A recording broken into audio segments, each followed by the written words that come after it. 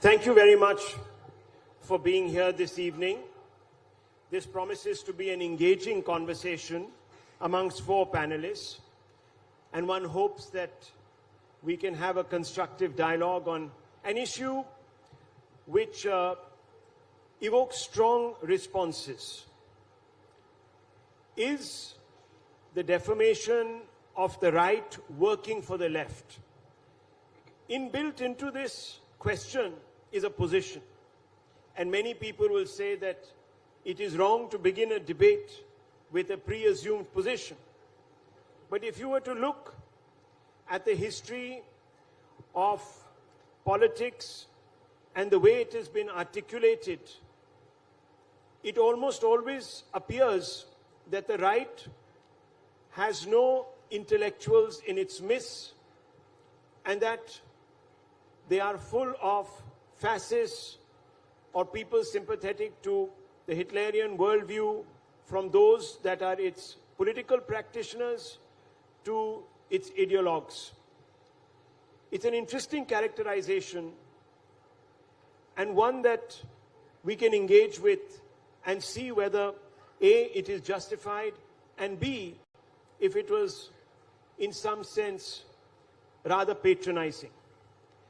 Let me begin this evening with an ideologue. To the left of me, Mr. Sudheendra Kulkarni. Mr. Kulkarni, you have been, of course, associated with the NDA-1 in an extensive way. You knew Mr. L.K. Advani very well. You knew Mr. Vajpayee very well. Even at that time, would you agree that the conversation around the right was sort of patronizing practitioners, whether they were activists of political parties that espoused a worldview that coincided with what is loosely described in this country as cultural nationalism, were thought to be vandals, their dulls were full of reactionaries? Or are we seeing something different here? Because I see it as a continuum. But here we have a situation where many people think that this is only particular to NDA 2 or 2.0.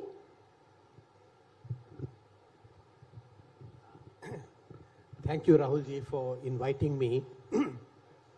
I find myself in a very peculiar position in this debate. As I walked in, I was going to sit there, and you said, no, you sit here. So you made me sit on the left, assuming that I am on the left. Now, what is peculiar about me is that in my long political career, I have been with the left. I was part of Mohammed Saleem's party, CPIM, and I've also been with the right, the BJP. For a long time, 16 years, I was with the BJP. I was with Vajpayee ji, Advani ji. So there is a lot of left in me, and there's also a lot of right in me. And I'm grateful to both.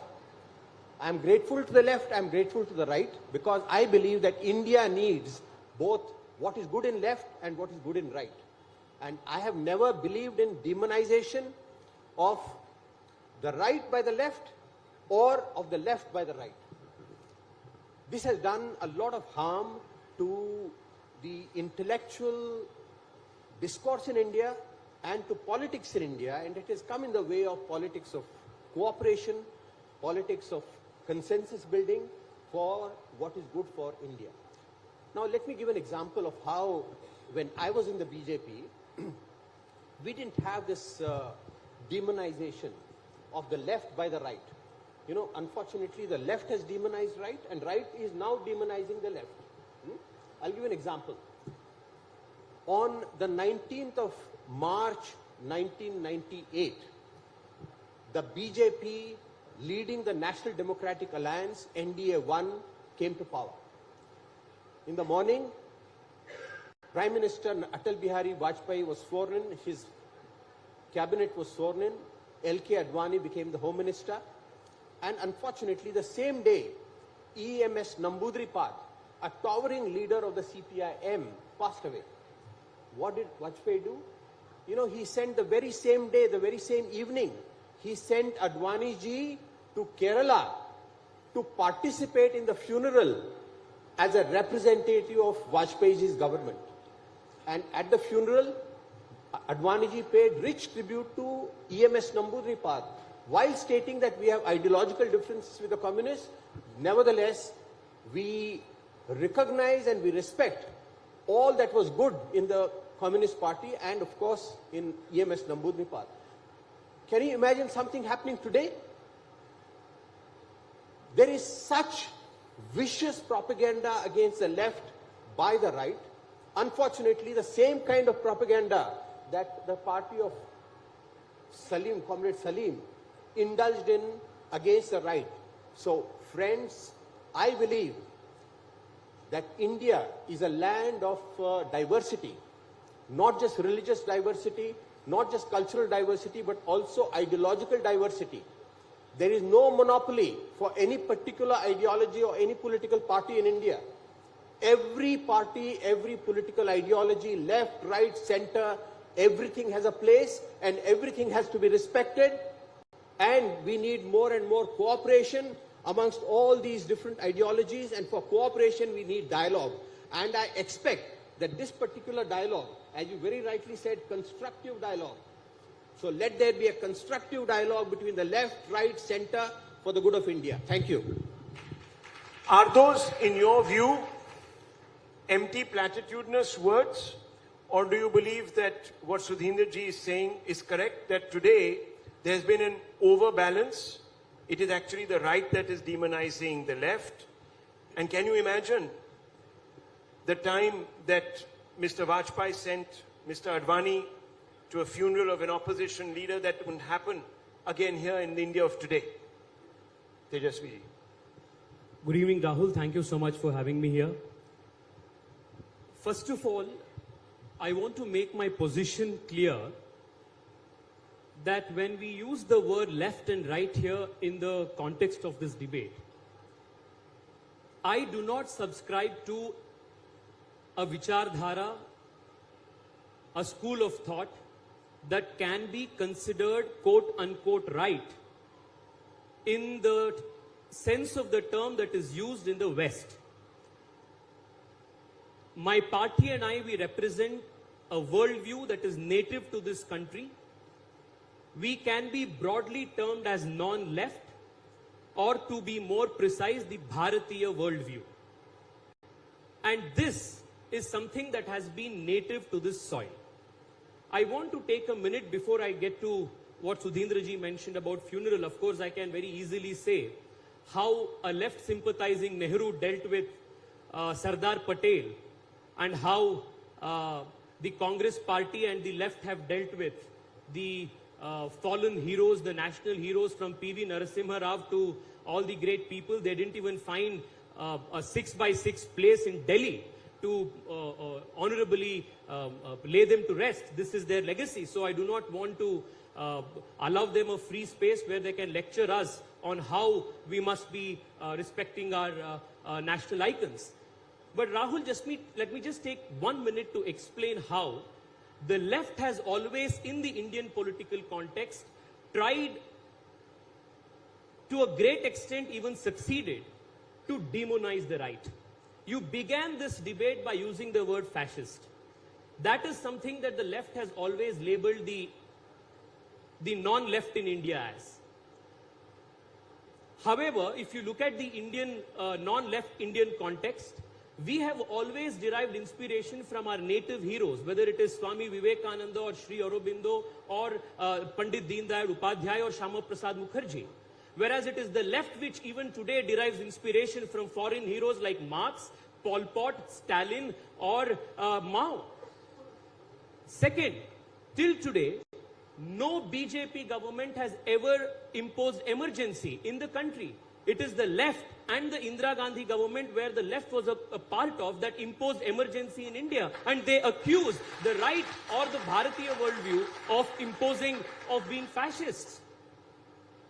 They accuse the right. I'm using right again just because of the context of the debate. They accuse us of curbing freedom of expression. But I want to make a challenge here. Every single judgment delivered by the Indian High Courts and Supreme Courts has always, in the context of freedom of speech, has always been given during and because of the Congress governments or the left governments. They accuse the BJP of being divisive. They accuse us of propagating violence in politics. The lasting contribution of the left in India, in Kerala and in West Bengal is violent bloodshed politics that happens to grab our headlines even to this day. They claim themselves to be champions, self-appointed champions of freedom of speech and expression, but they are the innovators and progenitors of the cancel culture. If you do not agree with their worldview, you will not find space either in academia, media, or even in a drama play in a school. That is the nature of the cancel culture the left has always practiced, not just in India, around the world. Invariably, whether it is throughout India's history, you will always find the left invariably aligned to forces which are inimical to India's interests. Whether it is Article 370 opposition, whether it is opposition to the CAA, whether it is opposition to the Ram Mandir movement, whether it is opposition to triple talaq, they have always opposed India's interests. Lastly, Rahul, using the patronage of the government up to 2014 and greatly during the initial decades of our independence, to suit their agenda, they whitewashed history in the country. Truths that had to be told to our young people was whitewashed because it did not suit their agenda. The history of the left in India has always been one that has sided with anti-national interests, siding with forces that have always conspired to break India. They have always used violence as their first and last resort to further their agenda and their means. They have always used power of the state, the power of the force, to curb freedom of expression of those forces and those ideas which do not conform to their worldview. This has been the legacy of the left in India. They have accused us of crony capitalism. But if you understand, if you study the history of India, they have always stalled development in the name of sometimes human rights, in terms of tribal rights, sometimes in terms of environmental rights, kept the poor so that they could keep their careers intact and sell India as a poor nation so that they can enjoy their personal lives by collecting big checks from the Ford Foundation. This has been the legacy of the left in India, and if someone today has to accept the blame of demonizing the non-left, the Indic worldview, the Bharatiya worldview in India, it is fully and fully at the threshold of the left, which has finally and thankfully been completely rejected by, unfortunately, the proletariat, the masses of the nation. Sudheendra ji and Saleem ji, let me come to you first. The question is, and this is a question that he would also perhaps want to think about. The left calls the BJP, that doesn't describe itself as such, as a right-wing Hindu nationalist party, and then adds, like Sitaram Yechury did and Brinda Karat did in a press conference a year or so ago, the word Hitlerian fascist. So to suggest that the left has not demonized the right would not be quite accurate.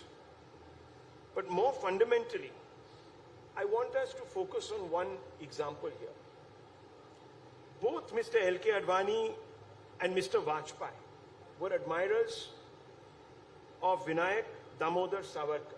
It was, after all, during their tenure that this portrait was installed in Parliament.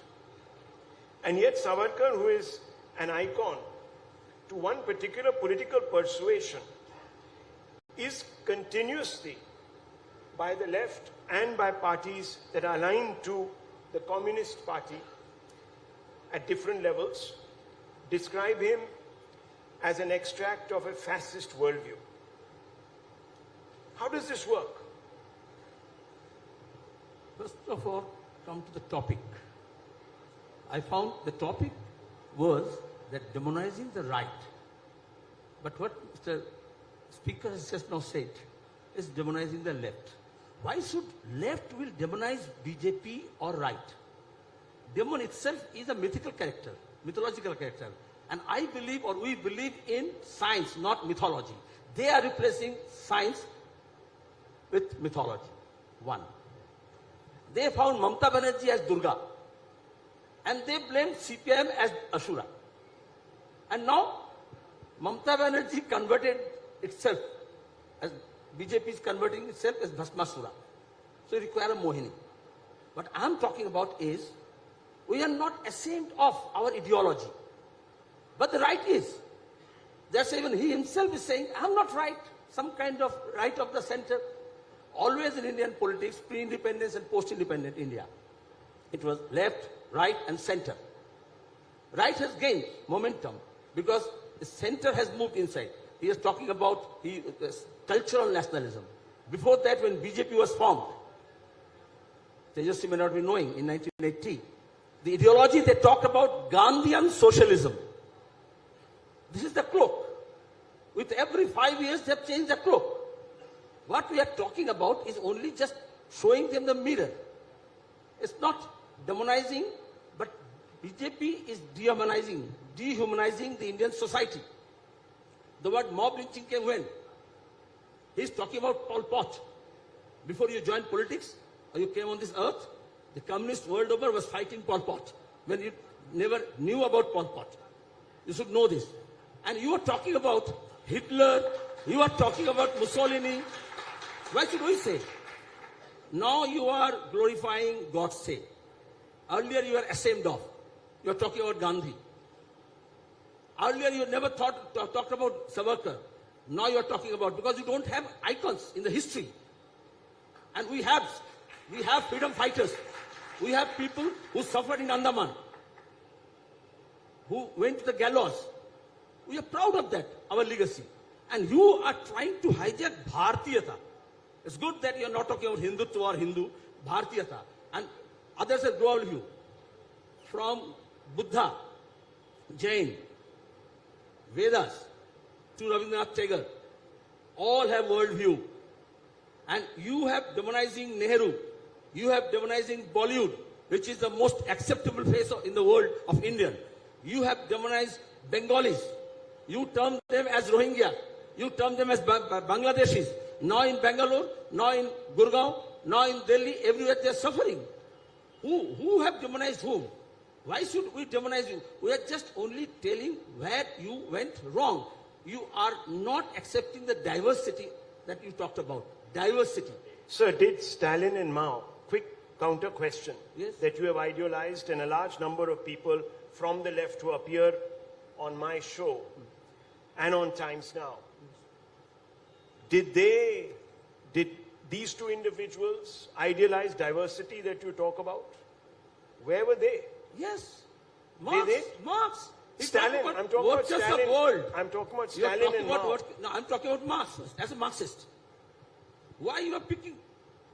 Don't make this pick and choose. Oh. Mao did something good things, something bad things. That China is to recognize Just that. something bad Or things. That China has already denounced that. It's their duty.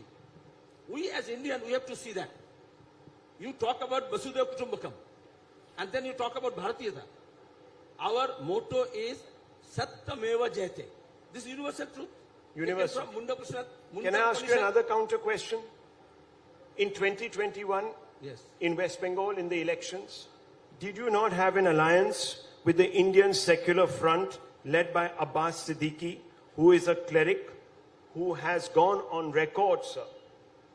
So from Marx you come to Abbas Siddiqui. No, I'm Good. talking about all these individuals. Good. You are Good. talking Vasudeva, about yeah. Vasudeva, Carry on. Kutumbakam, and... Carry on. You have the freedom. No, I'm only asking you. These are contradictions. What's the question? You're talking about This a very is tolerant Islamophobia. worldview. This is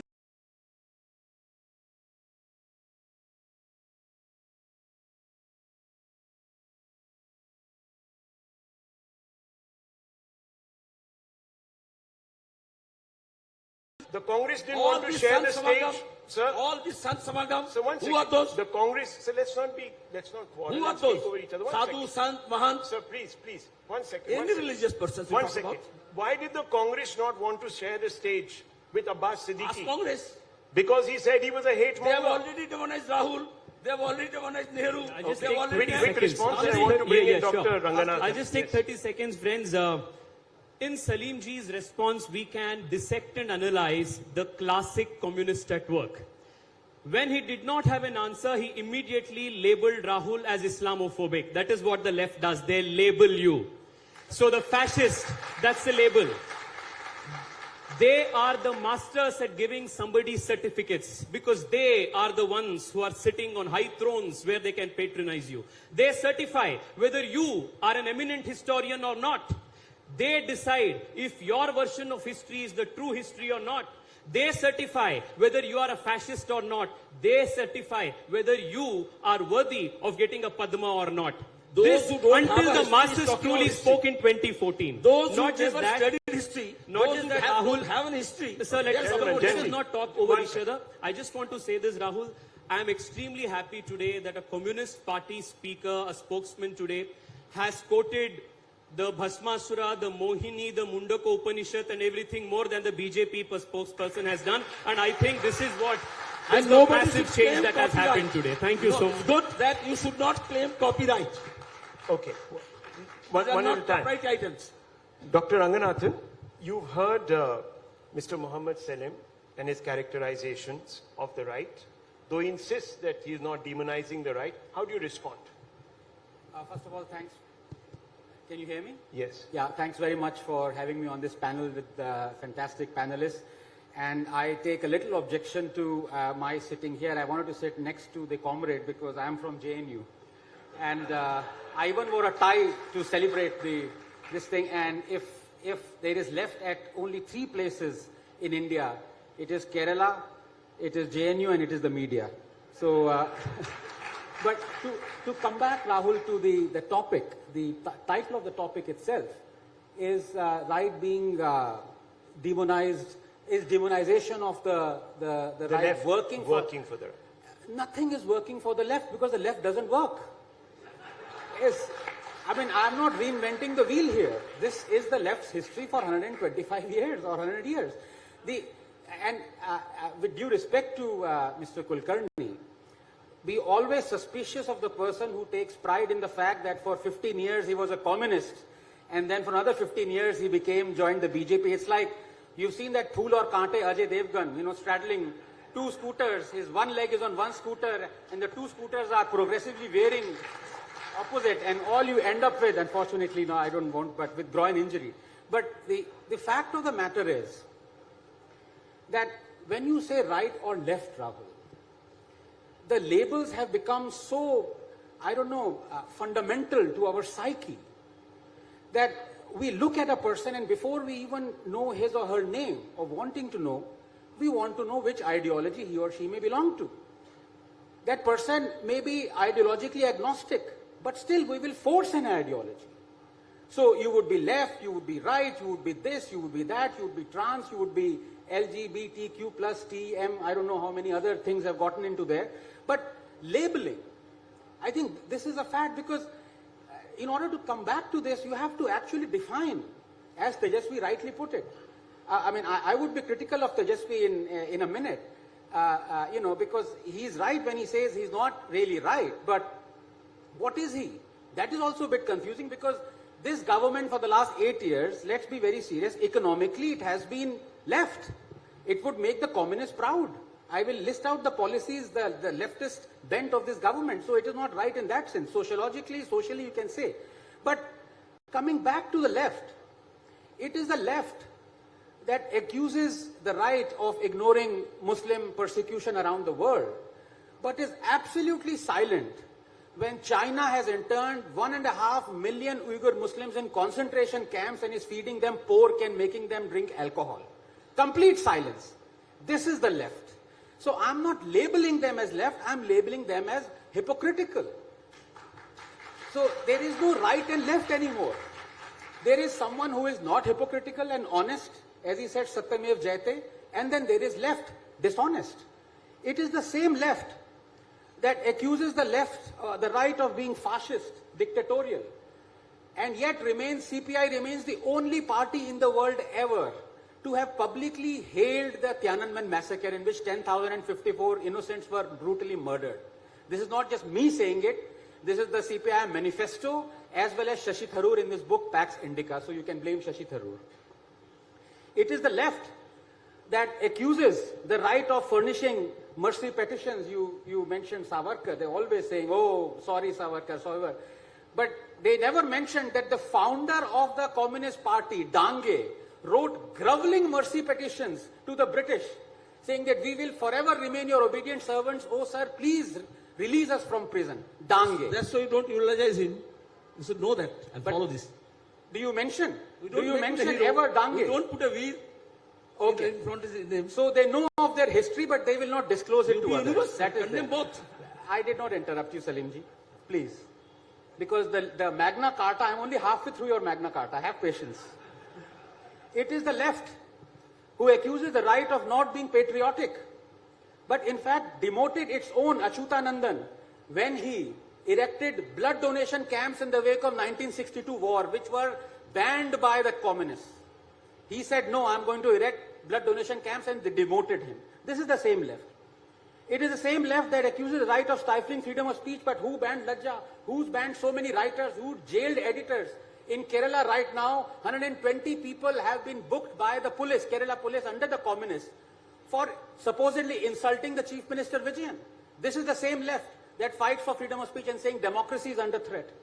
It is the same left that actually accuses the right of ignoring atrocities against Dalits, but is completely silent on the Marichapi massacre, where the left brutally murdered 10,000 Dalits.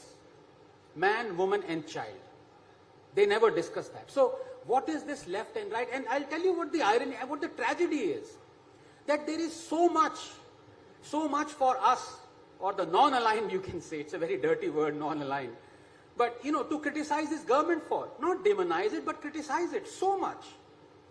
But the fact of the matter is that on the things that you want to criticize the government, the opposition is actually pro-government. All those policies that you want to criticize the government for, the left and the Congress, they support those policies. For example, public sector units. I recently did a piece with, co-wrote a piece with Karan Bhasin, an economist, and we found out, we dug with great difficulty, there are 1,830 public sector units in this country, central and state. 450 of them are non-functional.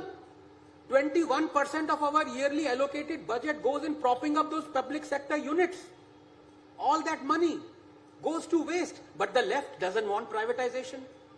The left supports the repealing of the farm laws, which would have actually catapulted us to a middle income economy, because agriculture that supports 44% of our 515 million active labor force contributes only 12% to our GDP.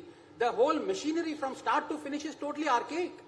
But when the farm laws were repealed, who congratulated? Who said it is a victory? It was the Congress. And let me tell you the real tragedy here. Why they never criticized the government. You had in the wake of Pulwama bombing, when Pakistan killed 20 of our Jawans, our Indo-Pak trade was brought to zero. This government acted. Not only there, defense-wise, it went and bombed Pakistan. But when China kills 20 of our soldiers in Galwan, what do? Our Indo-China trade is at the highest ever. We are importing 100 billion worth of goods from China and exporting 20 billion. It's $125 billion. In 3 years, you could not shift. We call ourselves Atmanirbhar. We are becoming more and more Nirbhar on China. And it is the government of India report that says 87% of the goods that we source from China can be sourced cheaper from a third country. It has been 2 years, 2.5 years since Galwan. What have we done? This is where you need to criticize the government. But all these policies are supported by the left. So what is right and what is left? At the end, हम science की तरफ से. But Dr. Ranganathan, very quickly, let me come back to you. While we are talking about the demonization of the right, let's not forget how the Prime Minister himself or the Union Home Minister have used terms like urban Maoists and Tukde gang to respond to the left or to attack the left. How do you explain that? So in fact, the phrase urban Naxals that's been attributed to Vivek Agnihotri was first used by a communist who wrote a biography for Mrinal Sen and his films. It was also part of an affidavit. Yes. in the Supreme Court filed by the UPA government. Correct, 2013. But Just that like doesn't love make it jihad, right. love jihad phrase was not used by the BJP, first by the Kerala High Court. So But these that labels, doesn't make it right. yeah, That doesn't make it right. that doesn't make it right, but it is the truth. There are urban Naxals. So then they will say, Mr. Sudheendra You are Kulkarni or from Mr. JNU, Saleem will and when say, Tukre well, Tukre then the gang was label labeled fascist to is JNU, also right. I'm finding out one person who did not defend his alma mater. Now you are showing red tie when JNU was demonized. Where you there? I don't think he got the sarcasm of it, but sir, I am on the other side of the Iron Curtain in JNU. But the fact of the matter is, these labels, as our erudite panelists would consider, they are the easiest thing to throw. And can they prove me wrong on the 5 things I have said? That you should be criticizing this government for its policies. But you aren't, because you support this government on these archaic things of let's have public sector stake, let us not change any farm laws, let us keep the Indo-China trade the same. The fact of the matter is, there is a reason why the communist symbol is what it is for 100 years, hammer and sickle. They want us to keep using those tools. Okay, Mr. Kulkarni, let's just quickly get back to this. Please explain. There is an attempt at reviving an Indic worldview, to quote my friend here, Member of Parliament, Mr. Surya. I just want to ask you, when the Prime Minister goes to Kedarnath or attends ceremonies for the Kashi Vishwanath temple, etc., he is dismissed as a Hindu nationalist. When he pays tribute to Veer Savarkar, he's dismissed as someone who's subscribing to a fascist, exclusivist worldview. When RSS chief Mohan Bhagwat says, we accept Akbar, but not Aurangzeb, he's called an Islamophobe. How does this work? Because you've been, as you have yourself said, in the BJP. Now, would you say that when RSS chief Mohan Bhagwat picks one Mughal over the other, he's an Islamophobe, or he is demonizing Muslims and their heritage? Do you think that Aurangzeb belongs to the same bracket as Akbar? Rahulji, before I come to your question, let me respond to this whole mention of urban Naxal. Today, one alleged urban Naxal has been given bail by the highest court, the Supreme Court, Anand Ranganathan, who was incarcerated for months together. And this is what is happening to more and more and more people in India without trial. They have been pushed into prison. But sir, what is the No, point? Because my point is one this. Hindu terrorist, in your words, a Hindu terrorist, Sadhvi Pragya was also given bail. No, therefore, I am saying that you very rightly said that even the use of the word urban Naxal by the highest leaders of this country is objectionable. They may be Prime Minister and the Home Minister of India, but it is absolutely unacceptable that Indians are kept in jail for months, for years, without trial. It's a blot on our democracy. Point number one. Now coming to, you may lampoon me for being proud of the fact that I belong to both the left and the right. But I want to reiterate that India needs what is good in right, what is good in left. I am not one of those who demonizes either this or that. And let the people on the right, on the BJP, know that they are not going to be in power forever. No, but you're not answering my question, sir. No, Please. because it's important to know These are that labels. power is transitory. Okay. You know a country like But Brazil? that's a different Just issue. one moment. You know a country It like went from Brazil? left to right or right to Lulu. left. Okay. No, Lula. You know a person like Bolsonaro? Yeah. Was he in power forever? That tells you that even those who are in power are not going to be in power forever. India comes first, left and right, they That's come and fine. go. No. But One. sir, no. Is that why you changed the parties? Please You asked me answer a my question. about Indic. Yeah. Indic worldview. One I second. listened only very talking carefully. about- sir, you were part of the BJP. RSS chief Mohan Bhagwat says, now I don't know how to characterize him, because when he makes this distinction between Akbar and Aurangzeb, immediately he goes on to becoming an Islamophobe, which was a term, a label thrown at me right now.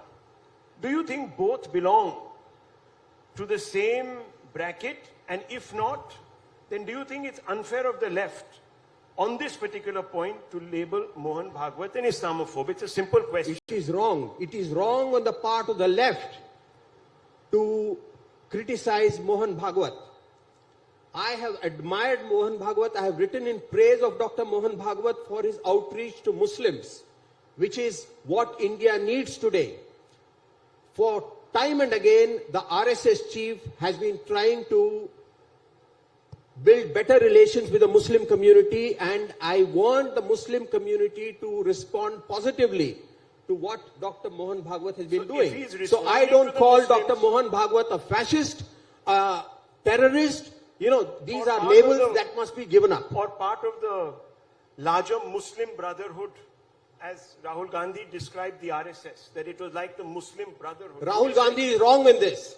Rahul Gandhi is wrong in blanket criticism of the RSS. Even though I support his Bharat Jodo Yatra, his blanket criticism of the RSS is wrong. RSS is a part of Indian social, political, ideological, cultural reality, and we must build bridges with the RSS, even though what is wrong in the RSS also must be corrected. Now, I must point out one, you asked me a question about Indic worldview.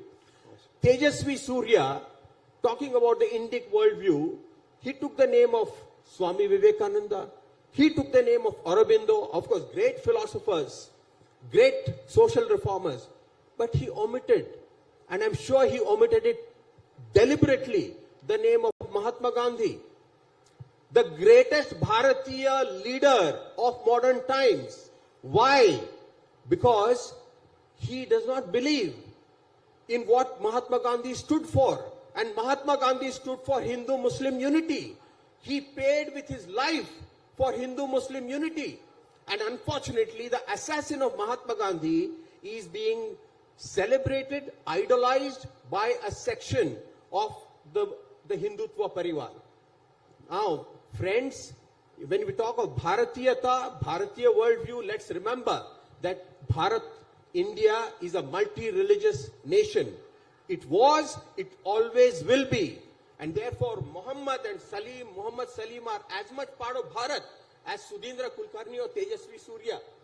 But unfortunately, today's BJP is neglecting this. And I compliment Dr. Mohan Bhagwat. I compliment Mohan Bhagwat for teaching some good lessons to the BJP leaders. Rahul. Okay, there's a contradiction here because I thought the BJP imbibes a lot from the worldview of the RSS. So can you explain this? Well, before I get there, I must truly taking my 30 seconds away. I must truly concede that Sudheendra Kulkarni ji is a true visionary. He is balancing his opinions in such a way that whichever government comes to power tomorrow, he is always safe. So, while he criticizes the RSS, in the same breath he also praises Rahul Gandhi. It is a fine knack that a very minuscule minority of the intellectual class in India has mastered. So that's something that we saw in great display today. Having said that, Rahul, this whole Ganga, Yamuna, Tehzeeb, the Saleem, Muhammad, Sudheendra Kulkarni, Surya, everybody, these are all things that have been lectured ad nauseum from the last 70 years. We have always seen that in India, secularism, as practiced by the left and as patronized by the Congress party, has always been a one-way street, where it is always the Hindu who has always gave his way, he is the Hindu who has always compromised, and it has never been a two-way street. The moment the Hindu asks for equitable rights, the moment the Hindu asks for equal treatment before the law, he is termed, labeled as Brahminical, patriarchal, fascist, whatnot. And that's the end of the debate. That was how this was conducted until 2014, until the masses truly spoke up, which is what they are unable to digest today. Because all these years, they governed and they ruled in the name of the masses, and they enriched themselves at the cost of the masses. But today the masses are speaking in unison, and it is truly the rule of the masses which they cannot digest. And just to say, the greatest warning that any Indian intellectual gave to the people of this country about the communists was from Dr. Baba Saheb Ambedkar himself. And he used the Constituent Assembly itself as the pedestal to speak and warn the people about the true nature of the socialists and the communists. He said if there is a threat that may come tomorrow to the country's freedom, the country's constitution, it will be from this sector, the communists. This is not me speaking. This is Baba Saheb Ambedkar's words in the Constituent Assembly. So from then till now, their actions and their words have always been inimical to India's interests, howsoever they may like to cloak it was. You wanted to make a point. Just a couple of points to Mr. Kulkarni. I think what he praises, I'm quite shocked and appalled actually, the kind of things that he's saying that are praiseworthy. I'll just take two examples. It is certainly not praiseworthy for someone to say that I really admire Mr. Bhagwat for reaching out to Muslims. I'm sorry, what is this reaching out? And if anyone needs to be reaching out, it is the Hindus of the country. I can give you a list of, Rahul, on your debate, when we had this debate of Hindus have been reduced to second-class citizens, and then progressively, I have now a list where Hindus are not second-class citizens, they are eighth-class citizens. And this government is not just partly, but kind of wholly responsible for keeping them as eighth-class citizens. If I were to ask Mr. Saleem, very simple yes or no question, would he agree that the government take control of the mosques? Of course he will say no. But including this government is controlling Hindu temples, earning lakhs and lakhs of crores of that is legitimately Hindu temple property and that of Hindus. There are so many other examples, Places of Worship Act, the Waqf Act 1995, the Kashmiri Hindus not being rehabilitated back to Kashmir. So it is the Hindus that need reaching out to, not the Muslims, I'm sorry. So let's get those facts right. And secondly, when he says that the greatest person who ever walked the earth was Mahatma Gandhi, and this is just appalling. So let me end with this. I don't need to criticize or lampoon the great Mahatma. I will just use his own words. This is what he said while preaching to those affected by the pre-partition Hindu-Muslim violence, and I'm quoting from his own works, Mahatma Gandhi's, and Mr. Kulkarni would know because he has written a book on Mahatma Gandhi. Quote, Hindus should not harbor anger in their hearts against Muslims, even if the latter wanted to destroy them, even if the Muslims want to kill us all. We should face death bravely. If they established their rule after killing all Hindus, we would be ushering in a new world by sacrificing our lives. We shall be ushering in a new India.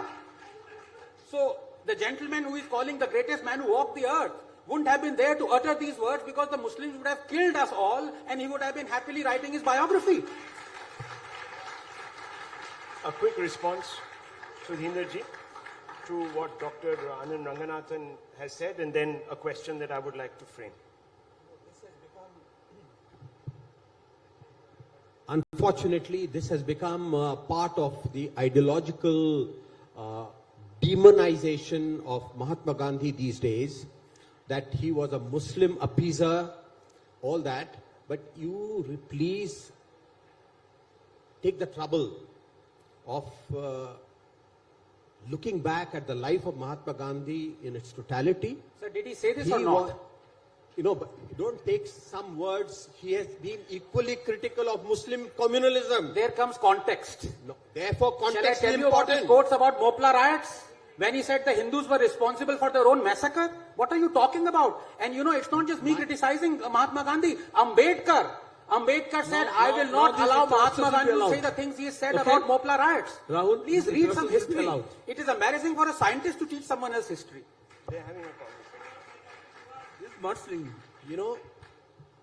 Mahatma Gandhi was a devout Hindu, and he was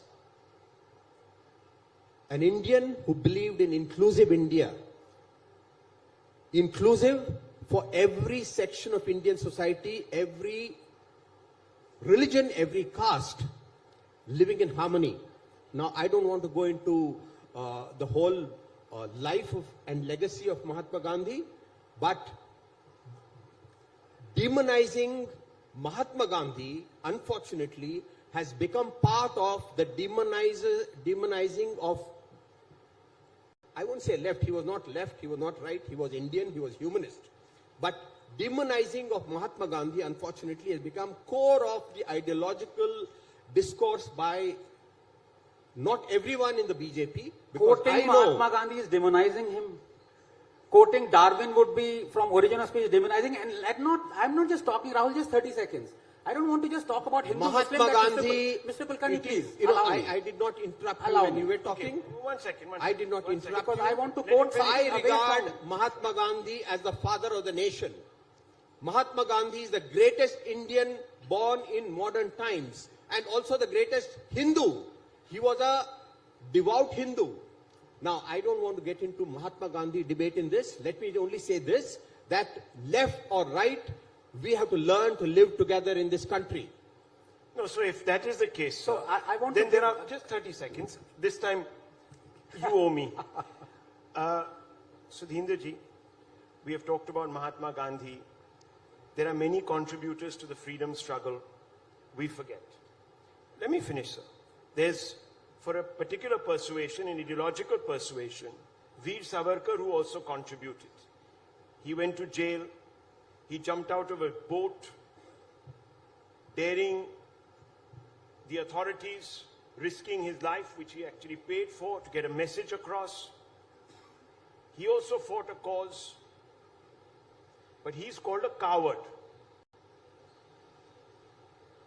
Yet, Mr. Vajpayee and Mr. L.K. Advani wanted to honor him in Parliament. Are we being selective again on the issue of our icons? Yes, we are So selective. we are intolerant. When you talk about freedom fighters, We are after selective. Gandhiji, I thought you were talking about Bhagat Singh. We are selective. You brought in Veer Savarkar. We are selective. Talk about freedom fighters. And Why when should we are discussing no, about one second, ideology, one I second. thought Why let should me there be a talk. cancel Okay, culture? this side or Why that should side, someone right or else's left? So you icon? utter the name of Bhagat Singh. Why should someone can't else's discuss icon about not be mentioned How at you all? put him as a freedom fighter? Can't we Besides respect that- all the contributions of all our freedom fighters equally? Is there a problem? Yes, there is a problem, Rahul, and I'll tell you what the problem is, because according to the latest book by Vikram Sampath, who you deliberated yesterday, Mr. Joshi of the CPI actively colluded with the British and gave away the whereabouts of INA members and Subhash Bose. So the collaborators were actually the communists. So they obviously have a problem when you talk about Veer Savarkar. But just to come back to this issue of, I don't want to talk about Mahatma Gandhi in the context of just Hindu-Muslim. I'm quoting him. I'm not demonizing him. Let me quote him away from Hindu-Muslim. Ganga Jamna Tehzeeb. This is Gandhi's appeal to Britons on the eve of Battle of Britain and Nazi invasion in 1940, when Britain faced the greatest threat, and I quote him, "Fight Nazism without arms. Invite Herr Hitler to take possession of your island. And if he refuses to give a free passage out, allow yourself, man, woman and child, to be slaughtered." This is the greatest man who walked the earth. Well, viewers, That greatest man who said he's the greatest man to have walked on piece of earth was one of the greatest scientists, Albert Einstein. Einstein cannot be wrong. okay. We've had a spirited debate. I anticipated this. Viewers, at the end of the day, I do agree that labels have become very convenient. They're a convenient tool to sweep a lot under the carpet and keep a lot out of the conversation. And that's really restrictive and sad. At least we made a beginning here. We've had some exchanges not marked by complete breakdown of order that we have seen in other debates. And let's hope that these conversations can keep continuing. I leave it at this. Thank you.